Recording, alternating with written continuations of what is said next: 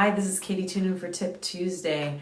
I asked a good friend of mine who's in charge of both investing and mortgages what he recommended buyers should do to be prepared to buy a home. And here's what he told me. He said, first, make sure your debt to income ratio is not more than 50%. That means all of your bills, if you were to total them up, is not more than 50% of what you have coming in, and that's your gross income. That's before taxes.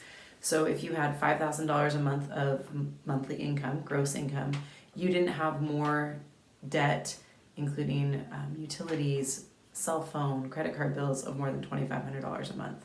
That's the first thing, and that makes you, as he said, a qualified client, a highly qualified candidate for buying a home. The next thing he said is to make sure you have a credit score of at least 620 or above, and the best way to raise your credit score is to pay off your debt.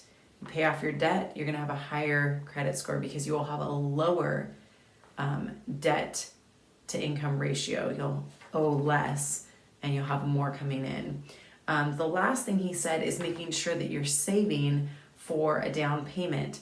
And so he said that if you have money that you want to save, there's special kinds of ways that you can invest that money into what he called short-term accounts, and they have better returns than just in a savings account. So 7%, 8%, as opposed to like 1/4%, 0.5% that a savings account would have.